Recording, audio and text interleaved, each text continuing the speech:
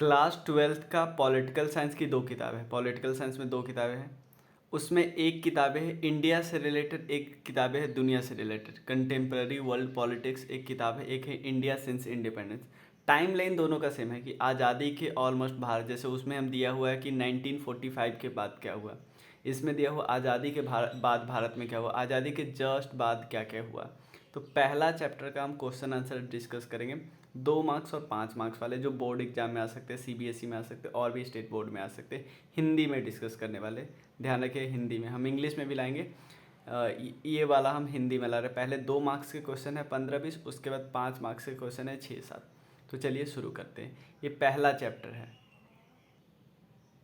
पहले समझते हैं पहले चैप्टर का नाम क्या है। पहले चैप्टर का नाम है राष्ट्र निर्माण की चुनौतियाँ। राष्ट्र निर्माण की, भारत आज़ाद तो हो गया है बट एक देश अभी तक ठीक से तैयार नहीं हुआ था। आज़ाद हो गया है, बस देश ठीक से तैयार नहीं हुआ था। तो उस समय जब देश एक बन रहा था तो उस समय हमारे सामने क्या क्या चुनौतियाँ थी, क्या क्या प्रॉब्लम थे, उसके बारे में हम डिस्कस करेंगे। और पहला क्वेश्चन ध्यान से डिस्कस करते हैं। पहला क्वेश्चन ध्यान से देखिए। पहला क्वेश्चन पूछ रहा है उस नेता का नाम बताइए, उस नेता का नाम बताइए जिसने भारतीय संघ में शामिल होने के लिए रियासतों के शासकों के साथ बातचीत करने में ऐतिहासिक भूमिका निभाई। एक चीज़ मैं आपको बताता हूँ, जब भारत आज़ाद हुआ था ना तो भारत की 66 यानी 66 2/3 ज़मीन पे अंग्रेज़ों का अधिकार था डायरेक्ट, और बाकी 1/3 ज़मीन पे बहुत सारे राजा हुआ करते थे जिसको रियासत बोलते हैं। टोटल कितने राजा थे? 565 टोटल राजा थे। तो उन राजा को भारत में मिला था, उन रियासत को भारत में मिलाना था, उनसे बात करना था। इसमें सबसे अहम भूमिका किनका था? सरदार वल्लभ भाई पटेल। और सेकंड नंबर पे आपसे पूछा जाए तो मेनन साहब का था, वो एक ऑफिसर थे, लेकिन सबसे इम्पॉर्टेंट रोल था सरदार वल्लभ भाई पटेल। सरदार वल्लभ भाई पटेल, ये आपको ध्यान रखना है। सरदार वर्ड इनके साथ जो नाम जुड़ा है ना, सरदार वर्ड इनको बरदौली की महिला ने दिया। जब बरदौली सत्याग्रह में इन्होंने अहम भूमिका निभाई थी ना, तो वहाँ की महिलाओं ने इनको सरदार, सरदार का मतलब होता है आप नायक है हमारे अब, ठीक है।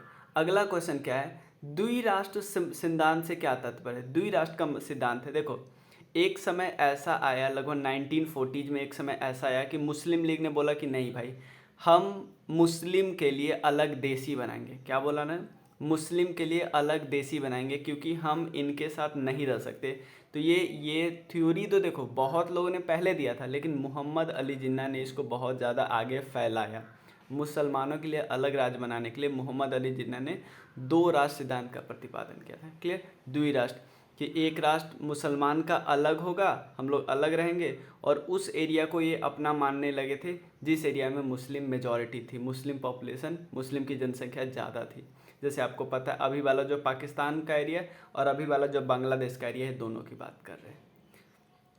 थर्ड क्वेश्चन क्या है? राज्य पुनर्गठन आयोग 1953 की मुख्य सिफारिशों की उल्लेख कीजिए। ठीक है, राज्य पुनर्गठन आयोग क्या किया गया था? देखो राज्य, इससे पहले और भी पुनर्गठन आयोग इस्टाब्लिश किया गया था। पुनर्गठन आयोग का मतलब क्या होता है कि जब भारत आज़ाद हुआ उस समय राज्य ज़्यादा नहीं थे, 3 प्रकार के अलग अलग राज्य हुआ करते थे, 4 प्रकार के टोटल हुआ करते थे, ABCD करके था। लेकिन राज्य पुनर्गठन आयोग का मेन उद्देश्य क्या था? मेन इनको सामने क्या क्वेश्चन रखा गया था? इनका रखा गया था कि आप देखिए कि क्या भारत देश को भाषा के आधार पर भारत के राज्य को बांटा जा सकता है? भाषा के आधार पे। इससे पहले भी और समिति गठित की गई थी, लेकिन उन्होंने सीधा, जैसे JBP कमेटी गठित की गई थी, उन्होंने सीधा सीधा मना कर दिया था। लेकिन राज्य पुनर्गठन आयोग, जिसके हेड थे याद रखिए फजल अली, इसको फजल अली आयोग भी बोलते हैं। क्या नाम है? फजल अली।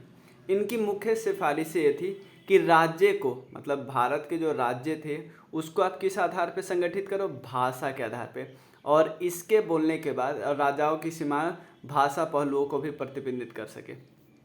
ठीक है, और इसका रिपोर्ट देखो, आयोग तो गठन किया गया था 1953 में ही, इसका रिपोर्ट आया था 1956 में। कब आया था? 1956 में। इस रिपोर्ट के हिसाब से टोटल, क्योंकि 1956 में आया इसका रिपोर्ट, तो इसके बाद टोटल 14 राज्य बन गए थे। ध्यान देना, 14 स्टेट बन गए थे और 6 बन गए थे केंद्र शासित प्रदेश। जैसे अभी कितने 8 केंद्र शासित प्रदेश हैं, उसमें 6 बन गए थे।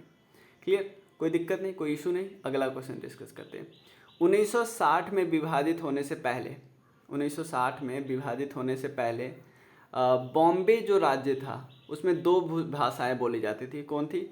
गुजराती और मराठी। बाद में दोनों को अलग अलग किया गया, एक महाराष्ट्र बना, एक गुजरात बना 1960 में। अगला क्वेश्चन है, उन 4 रियासतों मतलब उन 4 राजाओं के बारे में बताइए जिन्होंने भारत में मिलने से मना कर दिया था। सबका अपना अपना कारण था। जैसे किसी का कारण था, जैसे जूनागढ़ का कारण था कि वो पाकिस्तान में मिलना चाहते हैं। हैदराबाद का कारण था वो अकेले रहना चाहते हैं। कश्मीर का भी यही कारण था कि वो अकेले रहना चाहते हैं, कि वो बिल्कुल अलग रहना चाहते हैं। मणिपुर का भी ऐसा ही कुछ का था, अकेले रहना चाहते हैं। तो मैंने बताया था ना, टोटल कितने राज्य थे? रियासत उसको बोलते हैं 565। इसमें से 4 भारत में नहीं मिलना चाहते थे, ठीक है ना। लेकिन इसमें से चारों को अलग अलग तरीक़ों से मिलाया गया। जूनागढ़ को अलग तरीक़ों से, क्योंकि जूनागढ़ में क्या थे, पब्लिक चाहती थी भारत में मिलना, बट उसका राजा चाहता था पाकिस्तान में मिलना। हैदराबाद का भी ऐसे ही, निज़ाम चाहता था अकेले रहना, वहाँ की पब्लिक में बहुत ज़्यादा आक्रोश था निज़ाम के खिलाफ। तो ये 4 याद रख लेना। रियासतों का क्या कार्यक्रम है? देखो, रियासतों से क्या तात्पर्य, हम बार बार राजा राजा बोलते हैं। रियासत पर क्या होता था? राजकुमारों, राजा और राजकुमारों का शासन होता था। अंग्रेजों का प्रभुत्व तो होता था, अंग्रेजों का बाहर से तो कंट्रोल होता था, बट अंदरूनी मामलों में अंग्रेज से कोई दखलंदाजी नहीं कर सकता था। एक वर्ड आता है पैरामाउंटेसी, ठीक है ना, मतलब अंग्रेज इसको बाहर से इसको सेफ करके रखता था, बट अंदरूनी मामले जैसे किसको राजा बनाना है, कोर्ट में कौन रहेगा, इस समय दखलंदाजी नहीं करता था। क्लियर? रियासत।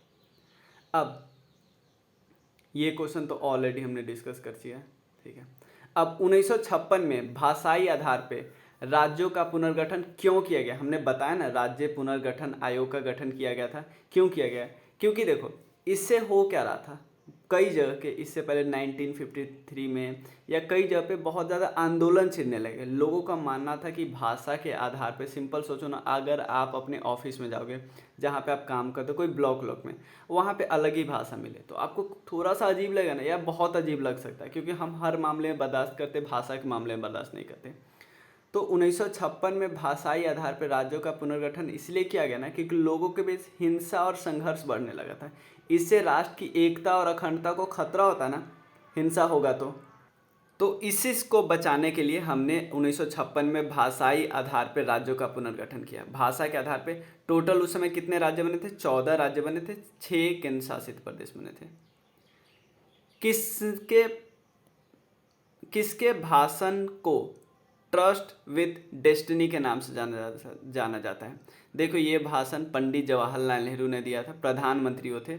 14 और 15 अगस्त के मध्य रात्रि को दिया था, और संविधान सभा के विशेष सत्र को संबोधित करते हुए दिया था जवाहरलाल नेहरू जी ने, ठीक है।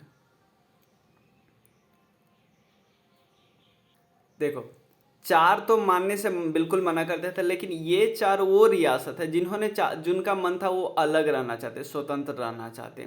त्रावणकोर, जूनागढ़, हैदराबाद और भोपाल, ठीक है। लेकिन आपको ये वाला याद नहीं रखना, आपको मेन वो याद रखना है। कौन कौन है? हैदराबाद, कश्मीर, मणिपुर। ध्यान देना, वो क्वेश्चन आपको याद रखना है। हैदराबाद, कश्मीर, मणिपुर और जूनागढ़, और एक और था मणिपुर। ये कश्मीर, हैदराबाद, जूनागढ़ और मणिपुर, वो याद रखना। अगला क्वेश्चन है, किस कांग्रेस अधिवेशन में पुनर्गठन के भाषाई सिद्धांतों के प्रस्ताव को सुधार किया गया? आपको लगेगा कि यार भाषा के आधार पे जो पुनर्गठन है ये हमने बाद में लाया, लगभग 1953 में लाया। नहीं, उससे पहले भी बात चल रही थी, और ये बात 1920 के कांग्रेस का, जैसे कांग्रेस का हर साल अधिवेशन होता था ना, 1920 में भी नागपुर में हुआ, उसमें बात चली थी, ठीक है। अगला क्या है, उस आंदोलन का नाम बताइए जिसने आंध्र क्षेत्र के लिए अलग प्रांत की मांग की थी। आंध्र क्षेत्र के लिए अलग प्रांत की मांग थी। ये लोग चाहते थे कि एक अलग देश एक अलग राज्य बनाया जाए, ठीक है ना, अलग राज्य बनाया जाए। ये बस चाहते क्या था कि जो अभी तक हम मद्रास के साथ हैं, हमको मद्रास से अलग कर दिया जाए, हमारा अलग भाषा का, तेलुगु भाषा के लिए एक अलग देश बना दिया जाए, जिसका नाम हो आंध्र प्रदेश। मतलब शुरू में उन्होंने आंध्र प्रांत बोला था, नाम उसका आंध्र प्रदेश बाद में पड़ा गया, ठीक है। और इसका आंदोलन का नाम था विशालांध्र ऐसे बोल सकते हैं। अगला क्वेश्चन क्या है, 15 नंबर क्वेश्चन है, 15 नंबर। अमृतसर और कोलकाता सांप्रदायिक क्षेत्र क्यों बन गया था?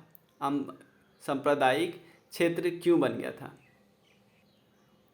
देखो, जब हम आज़ाद हो गए ना, तो आज़ाद हो गए तो मुस्लिम अली जिन्ना के हिसाब से मुस्लिम के लिए अलग देश ही बन गया था, जिस देश का नाम रखा था पाकिस्तान।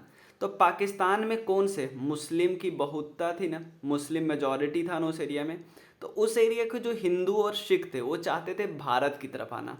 और इस तरह जो बॉर्डर के आसपास जो देश राज्य थे ना, वहाँ के जो हिंदू थे ना हमारे साइड में, जो मुस्लिम थे ना वो चाहते थे किस साइड आना, पाकिस्तान साइड जाना है। इसी साइड एक दूसरे के साइड जाने में बहुत सारे घटना हो गया, सांप्रदायिकता का हद लोगों ने पार कर दिया, बहुत लोगों को मारा पीटा, बहुत चीज़ हुआ, बहुत लोगों ने जान गई।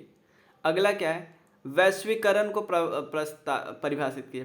वैश्वीकरण को सिंपल मतलब होता है पूरा दुनिया एक गांव है। पूरा दुनिया अगर एक गांव है और दुनिया का पूरा अर्थव्यवस्था क्या है, एक दूसरे पे निर्भर होता है। जैसे मान लो जैसे हम लोग क्या मंगवाते हैं, जैसे हम लोग कुछ चाइना से मंगवा लिया, चाइना हमसे मंगवा लिया, हम अमेरिका से मंगवा लिया, अमेरिका हमसे मंगवा, तो खाली इंपोर्ट एक्सपोर्ट नहीं होता, वहाँ की कंपनियाँ के यहाँ पे स्टैब्लिश करती है। हम लोग मैकडी जो खाते हैं, एप्पल जो फ़ोन यूज करते हैं, वो सब कहाँ की कंपनी, अमेरिका की कंपनी। फेसबुक, यूट्यूब, ठीक है ना, ये जो वीडियो आप देख रहे हो ये भी अमेरिका की कंपनी है। अगला क्वेश्चन क्या है, चलिए अगला क्वेश्चन क्या है, 1947 में भारत के विभाजन के किन्हीं दो परिणामों की पहचान करें। भारत का जब विभाजन हुआ उसके परिणाम क्या क्या हुए? भारत पाकिस्तान दो भाग में टूटा ना, पहला परिणाम है बहुत ज़्यादा सांप्रदायिकता दंगे हुए, दो देश तो बन गया, बट इसके साथ बहुत बुरी खबर हुई, सांप्रदायिक दंगे हुए, लोग एक समुदाय के लोग दूसरे समुदाय को मार डाल लेते थे, अपंग बना देते थे, ठीक है, लोगों को भारी कष्ट गुजारना पड़ा। क्योंकि सिंपल सोचो ना, आप पूरा जो जिंदगी भर जो संभाल के रखे हो, जो चीज़ करे हो, वो एक जगह से सीधा दूसरे जगह जाना पड़ रहा है, और पता नहीं जहाँ पे जा रहे हो वो असुरक्षित है या सुरक्षित है। बहुत सारे महिलाओं बच्चों का अपहरण हो रहा था, ठीक है। अगला देखो, 3 चुनौती है, आपसे पूछा जा रहा है किन्हीं दो चुनौतियों का उल्लेख कीजिए जिसका सामना स्वतंत्रता के तुरंत बाद भारत को करना पड़ा था। 3 चुनौती है मेन। पहला है एक राष्ट्र को आकार देने की चुनौती, जिसका डिटेल इस चैप्टर में हम डिस्कस करें कि कैसे भारत भले ही इतना बड़ा था, 2 टुकड़ा टूट गया था, अब जो पार्ट बचे उसको इकट्ठा करना है, जो राजा अलग अलग है 565 राजा, उन सबको एक साथ लाना है। दूसरा चीज़ है लोकतंत्र स्थापित करना है, कि ऐसा नहीं कि अभी जो अंग्रेज राजा की तरह तो बिहेव करता था, तो राजा रानी वाला सिस्टम नहीं, हम लोग चाहते थे लोकतंत्र स्थापित हो, आम आदमी वोट दे, वोट इम्पोर्टेंट है, सबको वोट देने का अधिकार दे, ठीक है ना। एक यही चीज़ था जिसके बारे में संविधान सभा में कोई बातचीत ही नहीं हुआ। क्यों? क्योंकि कभी भी हम लोग ये नहीं चाहते थे कि वोट कुछ लोगों को देने दिया जाए, जो कि पहले होता था कि वोट देने दिया जाता है कुछ चीज़ों पे, लाइक पैसे, प्रॉपर्टी और एजुकेशन है तभी देने दिया जाता है। अगला, संपूर्ण समाज के विकास और कल्याण को सुनिश्चित किया जाए, ठीक है। अगला क्या है, अगला क्वेश्चन, उन मूल राज्यों का नाम बताइए जो निम्नलिखित में से थे। देखो, मेघालय असम का पार्ट था, 1972 में मेघालय अलग हो गया। गुजरात किसका पार्ट था? बॉम्बे का पार्ट था, वो 1960 में अलग हो गया। क्लियर। अब भारतीय संघ में रियासतों के एकीकरण में सरदार पटेल द्वारा निभाई गई भूमिका की व्याख्या करें। बहुत सारे राज्य थे, सिंपल समझो ना, उड़ीसा में 26 रियासत थी, तो कैसे कैसे कूटनीति, टोटल 565 को मिलाना एक छोटा खेल नहीं होगा, मतलब पूरा शासकों से बातचीत करके कूटनीतिक तरीके से वो जो बात बोले उनके बात को मानना, और फिर भारतीय संघ में उनको विलय करवाना, साइन करवाना, इंस्ट्रूमेंट ऑफ एक्सेशन नहीं है, ठीक, उस पर साइन करवाना बहुत ज़्यादा इम्पॉर्टेंट था और बहुत ज़्यादा टफ काम था, ठीक है। किस राज्य का विभाजन द्विभाषी आधार पर हुआ? ये तो बम्बई को गुजरात और मराठी लोगों में मिला कर बांट दिया गया, ये आपको पता ही है। एक बहुत इंपॉर्टेंट है, उस नेता का नाम बताइए जिन्होंने आमरण अनशन करके और नमक सत्याग्रह में भाग लेकर अलग आंध्र राज्य की मांग की थी। ये चाहते थे मद्रास से एक अलग राज्य बने। ये नेता थे एक्चुअली, इनका नाम था पोट्टी श्री रामलू, ठीक है ना। इन्होंने नमक सत्याग्रह में ही भाग लेने के लिए सरकारी नौकरी को इस्तीफा दे दिया था जब 1930 वाले में हुआ।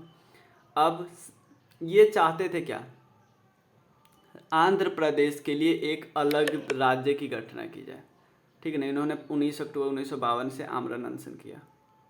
और काम नहीं इन्होंने किया था, देखो समाज में समानता की वकालत की, मद्रास के मंदिरों में दलितों के प्रवेश की मांग की, साथ ही आंध्र प्रदेश को अलग राज्य बनाने के लिए आमरण अनशन भी किया।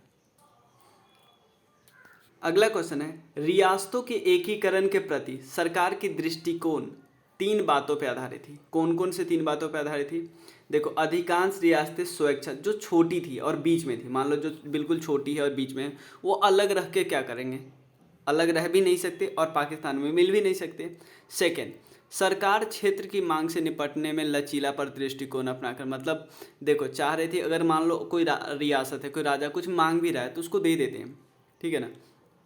मेन हम लोग का था यूनिटी और इंटीग्रिटी, मतलब एकता और अखंडता, हम लोग साथ रहते हैं। केंद्र सरकार भारतीय राष्ट्र की क्षेत्रीय समस्या के एकीकरण और सुदृढ़ीकरण में प्रति बहुत चिंतित थी, ठीक है। एकता करना है, एकता इकट्ठा करना है, सुदृढ़ करना है, इकट्ठा करना है, एक साथ रखना है, अलग नहीं होने देना, इस पे मेन फोकस था। कोई रियासत थोड़ा मांग भी लेता था ना तो उसको दे देते थे। अगला क्या है, आज़ादी के समय हिंदू और मुसलमानों के बीच झगड़े का मेन कारण क्या था?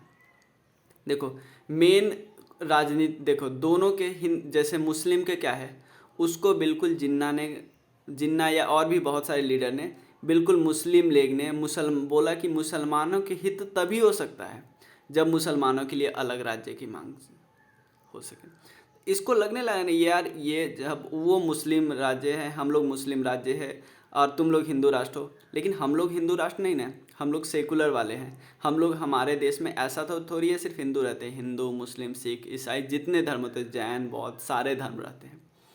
कुछ हिंदू संगठन ऐसे भी थे जो हिंदू राष्ट्र बनाने की मांग कर रहे थे, लेकिन जो मेन लीडर थे लाइक जवाहरलाल नेहरू, सरदार पटेल, ये B.R. अम्बेडकर, ये कभी भी इसके पक्ष में नहीं थे कि हम सिर्फ एक धर्म के नाम पे देश जाना जाए, ऐसा नहीं चाहते थे, ठीक है।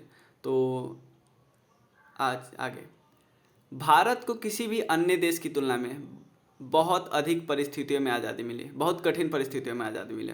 क्या? देखो देखो हमें क्या हुआ, आज़ादी तो मिली, आज़ादी के साथ हमें 2 टुकड़े कर दिए गए, ये अधिकतर देशों में नहीं हुआ, आज़ादी के साथ 2 टुकड़े नहीं हुए थे। सेकेंड, बहुत सारे हिंसा का सामना करना पड़ा था। कैसे? आराम से बंटवारा नहीं हुआ, आराम से भारत पाकिस्तान नहीं बटे, बॉर्डर पे बहुत ज़्यादा मारकाट हुआ, ठीक है। और थर्ड प्रॉब्लम है कि जो 565 राज्य थे उनको भी मिलाना एक काफ़ी डिफ़िकल्ट चुनौती थी। तो 3 है कि देश का विभाजन, आज़ादी से देश का विभाजन हुआ। सेकेंड, 1947 में अभूतपूर्व हिंसा और आघात का वर्ष बन गया। थर्ड, फिर भी हमारे नेता ने क्षेत्रीय विविधता को समायोजित करके इसे चुनौतियों को सराहनीय तरीके से सामना किया। क्लियर? 3 पॉइंट है। अब है 5 मार्क्स का क्वेश्चन है, ठीक है। अगला क्वेश्चन है 5 मार्क्स का क्वेश्चन, मणिपुर रियासत का भारत में विलय कैसे हुआ? मैं स्टोरी थोड़ा बताता हूँ। देखो मणिपुर के जो राजा थे ना, जिनका नाम था बोध चंद्र सिंह, वो चाहते थे भारत में मिलना, क्लियर। और वो लेकिन जो बाकी लोग थे ना, वो भारत में मिलना नहीं चाहते थे। तो इन्होंने क्या किया, बोध चंद्र सिंह ने अपनी, देखो सरकार से मांग पहले कर लिया कि हमारा जो इंडिपेंडेंस है ना, मतलब हमें बहुत ज़्यादा पावर हमें दो, ठीक है ना। ऑटोनोमस हम बोलते हैं, ऑटोनोमस की आंतरिक स्वायत्तता दो। आंतरिक स्वायत्तता का मतलब हमें इंटरनल मैटर पे, जो हमारे अंदरूनी मामले हो ना, सरकार भारत को बोला हमारे अंदरूनी मामले में आप दखल अंदाजी नहीं करना, बट हम आप में मिलेंगे, ठीक है ना। और इसके बाद चुनाव हुआ। चुनाव में समझो ये मेन पार्टी थे बोध चंद्र सिंह जी, क्योंकि चुनाव जो हुआ ना वो संवैधानिक राजतंत्र हुआ। संवैधानिक राजतंत्र का मतलब क्या है, राजा है फिर भी संविधान है, ध्यान दे रहा है, राजा भी अपने मन के मर्जी से कोई काम नहीं कर रहा है, राजा भी किस हिसाब से चल रहा है, संविधान के हिसाब से चल रहा है। तो 1948 में चुनाव कराने के बाद एक संवैधानिक राजतंत्र बना, संविधान के हिसाब से चलने वाला राजा बना। और आपसे पूछेगा मणिपुर वो पहला राज्य था जहाँ पे सबको सबसे पहले वोट देने का अधिकार दिया, सबको वोट देने का अधिकार दिया। तो सार्वभौमिक वयस्क मताधिकार में चुनाव कराने वाला पहला राज्य कौन बना? मणिपुर। लेकिन मणिपुर जब भारत में मिला ना, तो बाकी पार्टी खुश नहीं थे, बाकी पार्टी में इसका विरोध करने लगे थे, ठीक है ना। यही तरीके मतलब फिर बाद में बाकी पार्टियों को भी कंट्रोल में किया गया, ठीक है ना, क्योंकि एक बार ही आप मिल गए थे ना, तो फिर बाकियों को भी लगने लगा कि हम सही दिशा में जा रहे हैं, ठीक है ना। मणिपुर में भारतीय विलय के सवाल पे विधानसभा में, विधानसभा तो समझते हो आप, राज्य में वो हाउस, वो घर जहाँ पे कानून बनता था उसको विधानसभा बोलते हैं। भारत में दो घर है, जैसे एक हम लोकसभा बोलते हैं, राज्यसभा बोलते हैं। सिंपल बिहार में भी दो है, लेकिन सारे राज्य में दो दो नहीं है। मणिपुर जैसे में एक है। सिर्फ 6 ऐसे राज्य हैं जहाँ पे दो है, विधानसभा और विधान परिषद। भारत के विभाजन की प्रतिक्रिया में किन्हीं 4 समस्याओं का उल्लंघन कीजिए। कौन कौन से 4 समस्या थी, क्योंकि आपको पता है मुस्लिम लीग बिल्कुल नहीं मान रहा था। देखो, विभाजन की प्रक्रिया में 1940 में शुरू हुई, जब मुस्लिम लीग 2 सिद्धांत का प्रतिपादन किया। इस प्रक्रिया में बहुत सारी समस्या थी। आपको एक देखो, अब बिल्कुल बंटवारा करना कब ठीक रहता है, जब बिल्कुल अलग अलग हो, कि मुस्लिम बिल्कुल इधर हो, हिंदू बिल्कुल इधर हो। लेकिन ऐसा कुछ था ही नहीं, कोई एरिया बिल्कुल ऐसा था ही नहीं। जैसे मान लो कोई एरिया में मुस्लिम बहुत ज़्यादा है, लेकिन मुस्लिम 90% नहीं है, ऐसा नहीं है। मुस्लिम बहुत ज़्यादा है इसका मतलब वहाँ पे 50%, 60%, 70% मुस्लिम, ऐसे होता था। देखो, क्षेत्र को बहुसंख्यक धर्मों के आधार पर वितरित किया जाना था, अर्थात मुस्लिम क्षेत्र पाकिस्तान क्षेत्र बन गए और शेष भारत एक साथ रहे। इस देश में सांप्रदायिकता का दंगे कराए हुआ, सांप्रदायिकता दंगे तो हुआ। देखो, मैं ये बोला ना, मुस्लिम बहुमत का कोई बेल्ट ब्रिटिश भारत का हिस्सा ही नहीं था। वे पूरब और पश्चिम में एक साथ नहीं थे, वो पूरब में थे और पश्चिम में थे। पश्चिम पाकिस्तान बना और पूरब पाकिस्तान बना। पूर्वी पाकिस्तान अब एक अलग देश बन गया 1971 के बाद। भारत ने उसको सबसे पहले रिकॉग्नाइज किया और उस देश का नाम अब पता है, बांग्लादेश, ठीक है। पाकिस्तान में 2 क्षेत्र शामिल हुए, पूर्वी और पश्चिमी। पश्चिमी पाकिस्तान अभी भी पाकिस्तान है, पूर्वी पाकिस्तान का नाम अब बांग्लादेश हो गया। सब देखो, अब ऐसा नहीं है कि सभी मुस्लिम जो बहुसंख्यक क्षेत्र थे वो पाकिस्तान में विलय करना चाहते थे। जैसे नॉर्थ वेस्ट फ्रंटियर प्रोविंस, ये इलाके नहीं चाहते थे पाकिस्तान में मिले, भले ही ये मुस्लिम बहुसंख्यक था, ठीक है ना। जैसे आप लोगों को पता होगा रेड शर्ट के बारे में, खान अब्दुल गफ़ार खान जी के बारे में, वो बिल्कुल नहीं चाहते थे कि वो पाकिस्तान से मिलना, ठीक है ना। और वो बाद में, क्योंकि वो बाद में पाकिस्तान में जाना पड़ा उनको, फिर वो उनको भारत रत्न की उपाधि भी मिले। दूसरी समस्या, सीमा के दोनों ओर अल्पसंख्यकों की ध्यान देना। सबसे ज़्यादा प्रॉब्लम तो इन्हीं को सामना करनी पड़ी थी ना। जैसे जो पाकिस्तान वाले एरिया में जो हिंदू थे, सिख थे, उनको इधर आना था, बहुत ज़्यादा मारकाट हुआ, उनको भागना था, ठीक है ना, ये सब हुआ। अगला क्या है, उप क्षेत्रीय संस्कृति का मतलब क्या होता है। देखो, 20वीं सदी में क्या हुआ, कुछ राज्य जो थे ना, ठीक से रह तो रहे थे अपने राज्य में, लेकिन उनका मन था नहीं, एक हम अलग राज्य बना ले जिससे हमारी संस्कृति सहयोज कर रखा जा सके। 20वीं सदी के अंत में कुछ राज्य ने उप क्षेत्रों के क्षेत्रीय संतुलन की शिकायत के आधार पर अपनी क्षेत्रीय, जैसे झारखंड चाहते थे कि यार हमारा जो संस्कृति है ना, पेड़ पौधे के बीच जो हमारा संस्कृति है, वो हमारा बिहार के साथ मैच ही नहीं करता है, तो झारखंड को अलग कर दिया गया, छत्तीसगढ़ को अलग कर दिया, उत्तरांचल को, तीनों को एक महीना में किया गया। एक को 9, एक और एक को 15 नवंबर 2000 को, ठीक है। ये क्वेश्चन हम ऑलरेडी कर चुके हैं, बट ये डिटेल में थोड़ा दिया है, 5 में भी पूछ सकता है कि स्वतंत्रता मिलने के बाद 3 चुनौती थी, सामना करना था। पहला, एक राष्ट्र को आकार देना, ठीक है। दूसरा क्या था, लोकतांत्रिक व्यवस्था स्थापित करना। एक राष्ट्र को आकार देना किन्होंने दिया, सरदार वल्लभ भाई पटेल ने। स्वतंत्रता के समय भारत विभिन्न राज्यों में बटा था। एक तो 66% भाग पे अंग्रेज का शासन था, वो तो आ ही गए थे, उसमें से भी 2 टुकड़े हो गए थे, पाकिस्तान वालों को क्या था।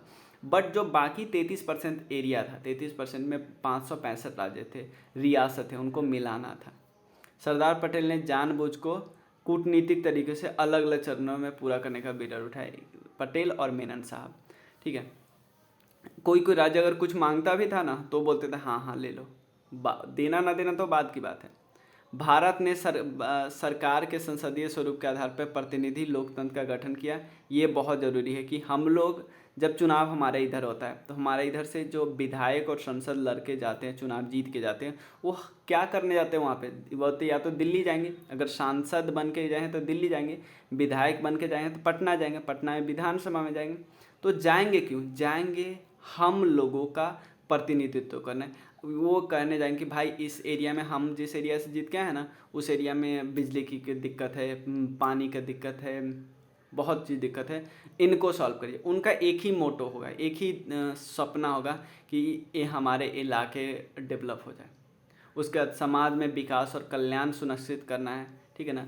और भारतीय जन प्रभावी आर्थिक नीति और गरीबी को दूर करना है, बेरोजगारी को दूर करना है, ये सब।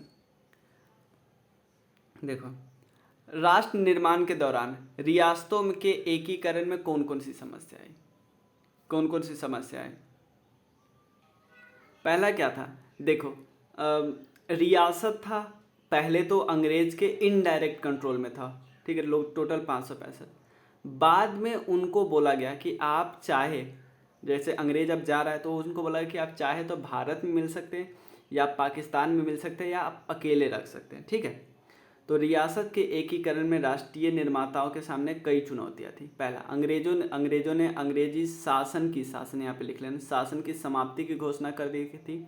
और जो भारत पर रियासतों के शासन की समाप्ति के साथ ही उन पे सर्वोपरि अधिकार, जो अंग्रेजों का अधिकार जो था ना रियासत पे, वो ख़त्म हो गया, ठीक है ना। ब्रिटिश सरकार का विचार था कि ये सभी राज्य भारत या पाकिस्तान में शामिल होने या सुरक्षा में स्वतंत्र रहने के लिए स्वतंत्र है, यह राष्ट्र की एकता में बाधक बन गया। क्लियर है ना, क्योंकि उनको बोला गया कि या तो भारत में मिल जाए या तो पाकिस्तान में मिल जाए या तो स्वतंत्र हो, लेकिन वो अगर स्वतंत्र रहना चाहेंगे तो भारत की एकता को दिक्कत होगा ना। क्यों एकता को दिक्कत होगा, क्योंकि हम तो चाहते थे पूरा देश इकट्ठा हो जाए, लेकिन ऐसे पूरा देश इकट्ठा रहेगा नहीं, क्योंकि वो लोग अलग रहना चाहते, तो देश के कई सारे टुकड़े हो जाएंगे ना। जैसे यहाँ पे लिखा है ट्रावनकोर के राज्यों ने स्वतंत्र घोषित कर दिया। उसी तरह हैदराबाद और भोपाल के निजाम भी ट्रावनकोर को की तरह अनुसरण करने लगे कि हम भी अलग रहेंगे, ठीक है ना। इस प्रतिक्रियाओं ने एकता और लोकतंत्र के स्थान पर देश के विभाजन की संभावना पैदा कर दी थी। तो ये सारी समस्या आई थी, लेकिन यहाँ पे लास्ट में आप लिखना कि कंक्लूड करना कि इन सारे समस्याओं को दूर करने ने सरदार पटेल यानी सरदार वल्लभ भाई पटेल जी ने अहम भूमिका निभाई, और उन्होंने इन सभी रियासतों से कूटनीतिक तरीक़ों से बात करके, ये लिखना है, कूटनीतिक तरीक़ों से बात करके देश में मिलाया, ठीक है ना, और देश की एकता और अखंडता को बनाए रखा। ये लास्ट में इन 5वां पॉइंट के बाद आपको एक लाइन पैराग्राफ चेंज करके लिखना है। अगला क्या है, हैदराबाद के जन आंदोलन पे एक संक्षिप्त टिप्पणी दीजिए। देखो, निजाम जो हैदराबाद के राजा को निजाम बोला जाता था, उस समय वो सबसे बड़ी रियासत थी। सिर्फ बड़ी नहीं भाई, पैसे, दुनिया के सबसे अमीर व्यक्तियों में से एक निजाम था, और वो चाहता था कि भाई हमारे पास जब इतना पैसा है तो हम अलग देश क्यों नहीं बना के, वो अलग रहना चाहते थे। लेकिन हैदराबाद का जो जनता थी ना, वो निजाम के गैर लोकतांत्रिक, मतलब निजाम तो गैर लोकतांत्रिक शासन करता था ना, गैर लोकतांत्रिक मतलब लोगों को वोट देने का अधिकार, कुछ अधिकार नहीं है। तो इससे वहाँ की जनता खुश नहीं थी, यानी वहाँ की जनता निजाम के गैर लोकतांत्रिक आचरण के कारण शासन में खुश नहीं थी, इसीलिए अलग अलग वर्ग उनके खिलाफ आंदोलन करते थे। जैसे तेलंगाना क्षेत्र के किसान ने उनके खिलाफ आवाज़ उठाई, महिलाओं भी बहुत सारे आ गए, ठीक है। उसके कम्युनिस्ट और हैदराबाद कांग्रेस, कम्युनिस्ट अलग पार्टी है और हैदराबाद कांग्रेस, ये भी आंदोलन में सबसे आगे थे। निजाम के लोगों पर रजाकारों, देखो रजाकार कौन थे, रजाकार निजाम का, समझ सकते हो, निजाम का वो था सैनिक, ठीक है ना। तो निजाम के लोगों ने रजाकारों के अर्धसैनिक बल उस पर पहले हमला बोल दिया। उसके बाद रजाकार तो उनको उससे बदला लेगा ही। उसके बाद आखिरकार केंद्र सरकार को सेना को निपटने का आदेश दिया पड़ा, और मतलब सेना को भेजना पड़ा। 1948 में भारतीय सेना ने निजाम की सेना पे नियंत्रण किया। नहीं तो निजाम का जो रजाकार था ना, वो बहुत खतरनाक था। खतरनाक इस सेंस में नहीं, ताकतवर था, बहुत घटिया हरकत कर लेता था, ठीक है ना। उपयुक्त सभी स्थितियों के कारण हैदराबाद का विलय हुआ। अगला क्वेश्चन क्या है, राष्ट्र निर्माण में भारतीय राज्यों की भाषाई पुनर्गठन का क्या महत्व है। ये हमने 2 नंबर वाले में किया, अब 5 नंबर वाले में देखते हैं। देखो, प्रारंभिक वर्षों में शुरुआत में तो हमको ये लगता था ना कि भाषा के आधार पर अगर राज्य का बंटवारा हुआ ना तो इससे अलगाववाद आता था, लेकिन बाद में पता चला नहीं, और स्थापित राष्ट्र पर दबाव बना सकते हैं। लेकिन भारत ने लोकतंत्र और संघवाद को केवल भाषाई आधार के उपकार करके ही माना। भाषाई राज्यों ने लोकतांत्रिक प्रथाओं को बढ़ाया। लोग अब खुश थे यार, जिस ऑफिस में जाते हैं उनके अपने कागज़ पे अपना भाषा होता था, उनको खुशी मिलती थी ना। भाषाई राज्यों ने सभी क्षेत्रों के क्षेत्रीय भाषाई दावों को स्वीकार करके अलगाववादी रवैयों को कम किया। मान लो आपकी जो मांगे है वो मांग पूरी हो जाए तो आप अलगाववाद का भावना क्यों रखोगे, वो रखोगे ही नहीं। भाषाई पुनर्गठन ने राष्ट्र को एक समान आधार प्रदान किया और राष्ट्र की एकता को क्या किया, मजबूत किया। भाषाई राज्यों ने विविधता में एकता के सिद्धांत को बढ़ावा दिया और राष्ट्र की विशिष्ट विशेषता है। मतलब ये तो एकता को बढ़ावा दिया ना, अखंडता इससे होगा जो कि राष्ट्र की ये होना ही चाहिए ना, राष्ट्र में एक फीलिंग होना चाहिए कि हम सब एक हैं। ठीक है, तो बस इतना है। एक वीडियो में मैं ऑब्जेक्टिव लाऊंगा और ऑब्जेक्टिव के अलावे जो क्वेश्चन इस चैप्टर के लास्ट में, ये क्वेश्चन जो बनाए गए हैं वो पूरे किताब के बीच बीच से बनाए गए, मतलब आपके चैप्टर के बीच से बनाए हैं। इसके अलावे क्वेश्चन नहीं पूछेगा। फिर भी इसके अलावे अगर कोई भी क्वेश्चन ऐसा लगा जो चैप्टर के लास्ट में है और एक्स्ट्रा क्वेश्चन मुझे लगा तो मैं ज़रूर कराऊंगा और ऑब्जेक्टिव तो ज़रूर कराऊंगा। तो इससे एटलीस्ट एक वीडियो और आएगा जिसमें ऑब्जेक्टिव और वो कुछ क्वेश्चन, एक आध क्वेश्चन जो बचे वो हम करेंगे। और इसके अलावा हम मॉडल पेपर भी करेंगे। एक बार हमारा थोड़ा ये हो जाता था। ठीक है, इसके अलावा आपको कोई भी डाउट होगा ना, कोई भी डाउट होगा, डिस्क्रिप्शन में मेरा नंबर है, आप व्हाट्सएप या टेलीग्राम कर सकते हो। प्लीज़ नाम के साथ टेलीग्राम या व्हाट्सएप का नाम लिखना, फिर आप क्या डाउट है वो पूछना, क्लास भी अपना बताना ज़रूर। ठीक है, मिलते हैं फिर। Thank you so much.